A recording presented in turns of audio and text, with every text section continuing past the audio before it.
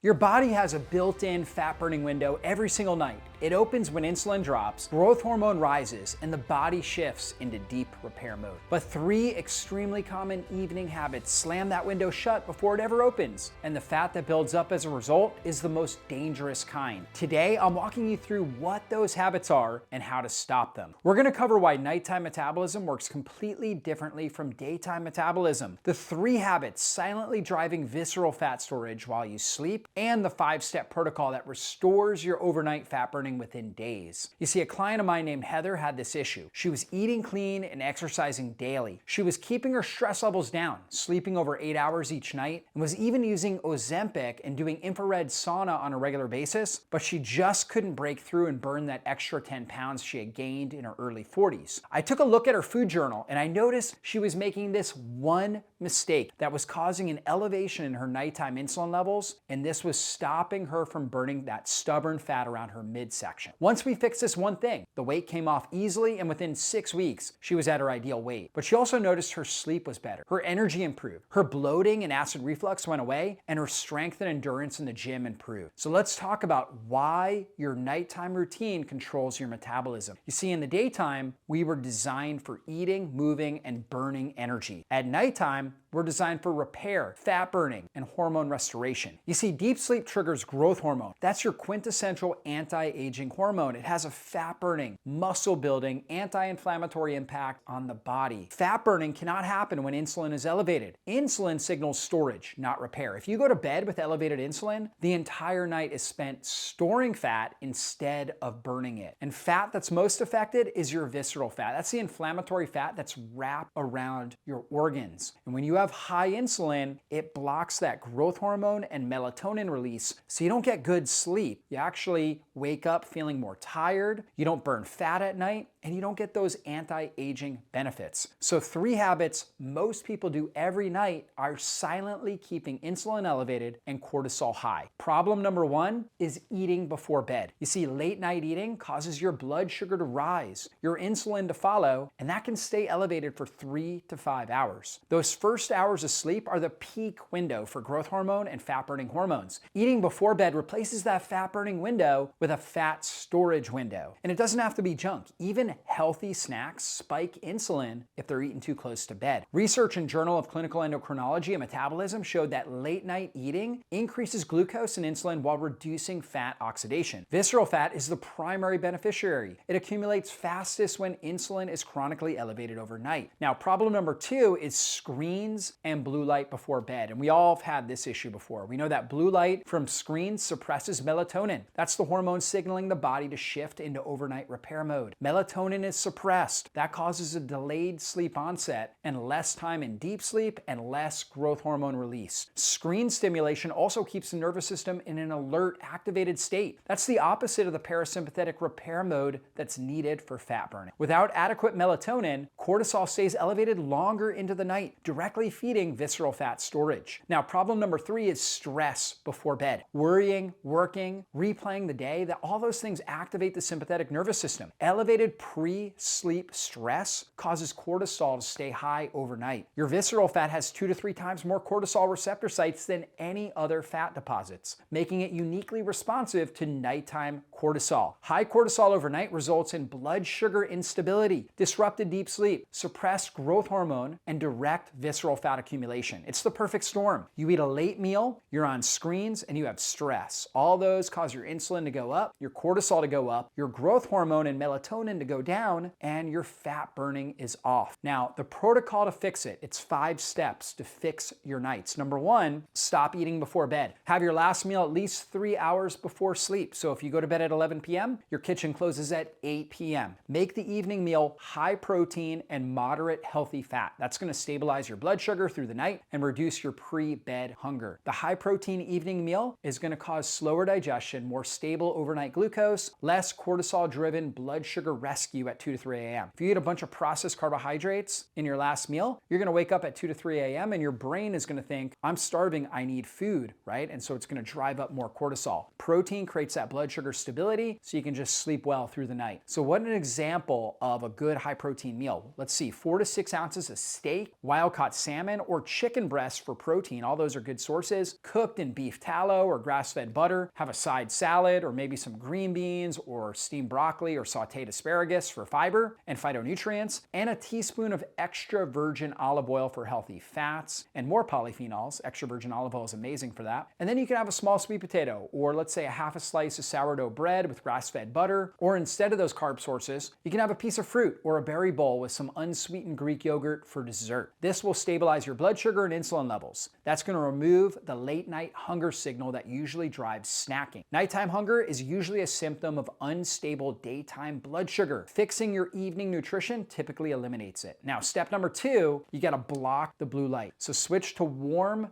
dim lighting after sunset. Overhead bright lights suppress melatonin. Stop screens at least 60 to 90 minutes before bed if possible, and that's going to allow melatonin to rise on schedule. Instead, read an enjoyable book or have a light conversation with your spouse, friend, or significant other. Use amber or red tinted blue light blocking glasses if screens are unavoidable in the evening. Complete darkness in your bedroom, even low ambient light during sleep, impairs melatonin and next morning insulin sensitivity. Can't tell you how many people are going to bed with their TV on, right? And that light is blocking melatonin and elevating cortisol. Also, a consistent wake time daily. That's important. That anchors your circadian rhythm and makes melatonin timing more reliable. Now, step number 3 is having gratitude before bed. We know that pre-sleep worrying and stress are among the biggest drivers of nighttime cortisol elevation. A gratitude practice actively replaces negative pre-sleep cognitions with positive ones. It shifts your nervous system from sympathetic, the fight or flight, to parasympathetic. Your body really focuses on fat burning and deep cellular repair. We know that PubMed research confirms gratitude improves sleep quality, reduces sleep latency, that's the time it takes to help you fall asleep, and it increases sleep duration. Consistent gratitude practice is linked to approximately 23% lower cortisol levels. So let's make this practical. Write down 3 to 5 things that went well that day. That takes under 5 minutes. There's no special tools needed, just a little notepad and pencil or pen. Write down 3 to 5 things that went well. That's going to shift your brain's association with bedtime from unfinished stress to safety and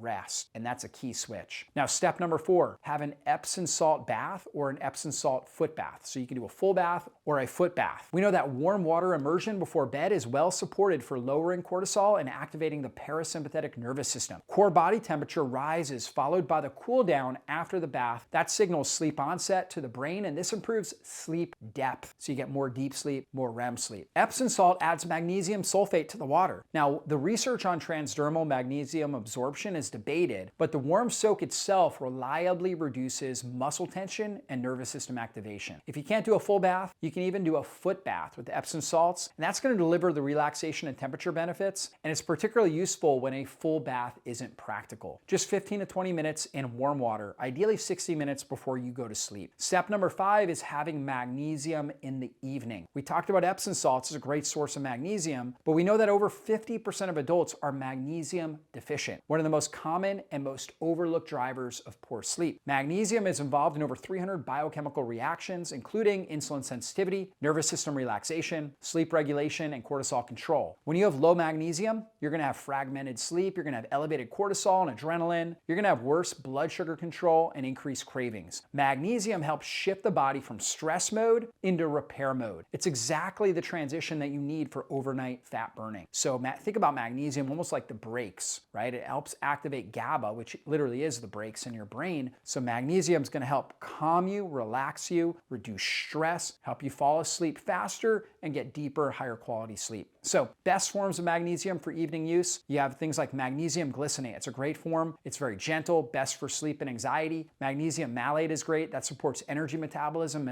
and muscle recovery. You have magnesium citrate. It's widely available. It's very well absorbed. And magnesium L-threonate, which crosses the blood-brain barrier, supports cognitive function and sleep quality. Take it roughly 30 to 60 minutes before bed so it gets in your system and starts taking effect by the time you go to bed. Now, you can also get get magnesium from food sources, things like pumpkin seeds, leafy greens, dark chocolate, grass-fed meats, and that's a good idea, but it's just not going to get you enough. So supplementation fills the gap for most people, given how depleted our modern soil mineral content is. Now, what you want to track, do a 3-night experiment. Track your sleep quality, your morning energy, your waist measurement, and your overnight cravings. So you can track your sleep quality with something like an Oura ring or a Whoop, right? You can look at your deep sleep, your REM sleep, your overall quality. Night 1 to 3, you're going to implement all 5 steps, right? So the first 3 nights, make sure you're implementing all 5 steps. You're going to notice changes in how quickly you fall asleep and how rested you feel. Most people notice that they have deeper sleep, fewer 2 to 3 a.m. wake-ups, reduced morning hunger, and more stable daytime energy within the first few nights. The fat loss follows the sleep, so you got to get the sleep right, and then you're going to start noticing a reduction in fat. So fix the nights, fix the metabolism. The overnight window is either working for you or against you every single night. Insulin down, cortisol down, growth hormone up. That's the environment your body needs to burn fat while you sleep. These 5 steps create that environment. None of them are complicated. All of them compound over time. If this changed how you think about your evenings, hit like, subscribe, and share it with someone still wondering why their belly fat won't budge despite doing everything right during the day. Now, let me get to some of your common questions. Question number 1, isn't fat loss just about calories? Well, calories matter, but hormones determine where those calories go. You see, the same number of calories produces completely different fat storage outcomes depending on the hormonal environment. So if your insulin is elevated, those calories are going to go right into fat, particularly visceral fat. If insulin is down, it's going to go into muscle and help actually preserve lean body tissue. So question number 2, can you out-train or out-exercise nighttime insulin? The answer is no. Exercise definitely improves insulin sensitivity, but it's not going to override the hormonal consequences of high carbohydrate evening meals. And it's also, if you have high cortisol from a lot of exercise and you have high cortisol from being on screens, having stress at night,